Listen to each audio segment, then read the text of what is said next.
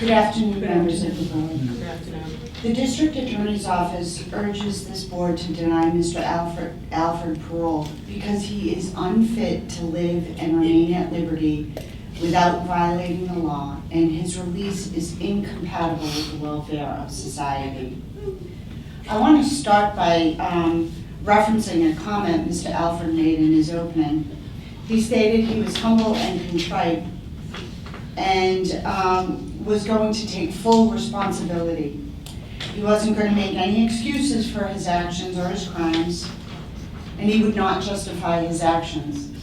But that is what he sat here before this board when he was describing what happened and did. My concern, as Dr. Garner expressed, is whether these crimes were impulsive or planned. Both are very scary in terms of releasing someone like that into the system. But the thing that's more important to me when you think about this, planned or impulsive, is Rickey Alford is lying to you, or he's lying at some point. When he pled guilty to the murder of Mr. Suarez, Mr. Alford admitted that he told one of the co-defendants that he wanted to kill Mr. Suarez because Mr. Suarez was going to report information about stolen funds to Mr. Alford's boss. Mr. Alford then lured Mr. Suarez into his apartment, telling Mr. Suarez that he had a phone call. And when Mr. Suarez was in there, he repeatedly hit him in the head with a bat. Was that in the plea colloquy? That should be set forth in the plea colloquy. That's a summary of the plea colloquy, but that information is in the plea colloquy. He admitted to those facts, and now, here, he's claiming that's not what happened. He killed him in a fit of rage. So he's either lying during the plea colloquy or he's lying now. The next issue that's concerning before this board,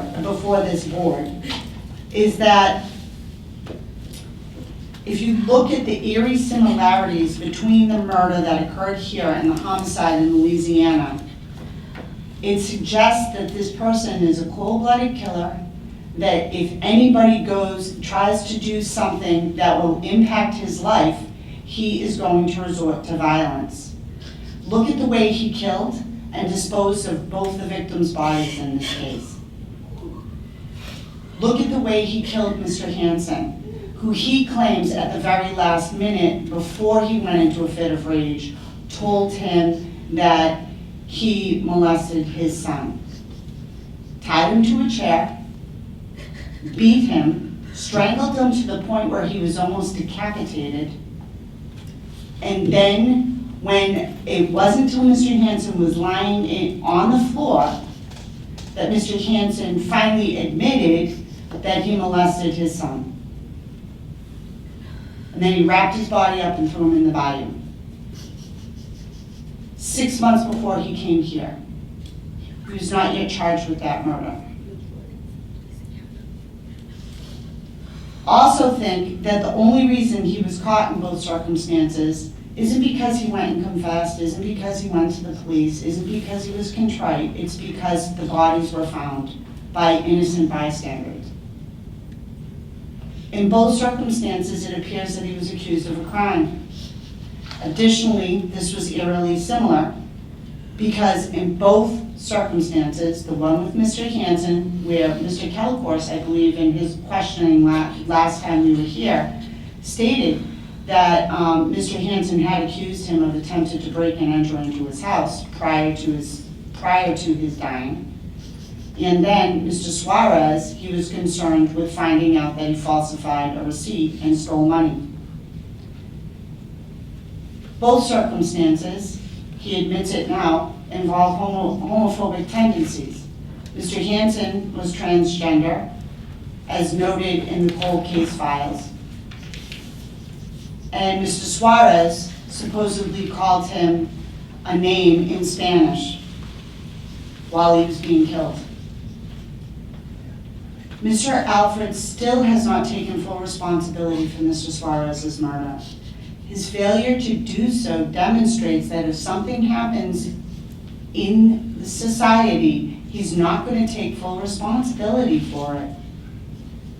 Nothing that he has said to this board suggests otherwise.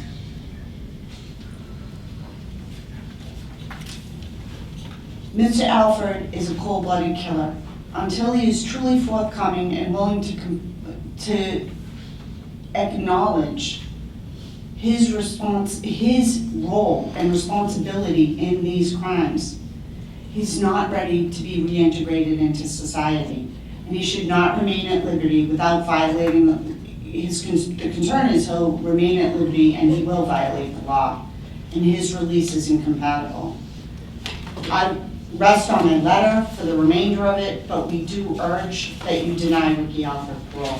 Thank you. Thank you.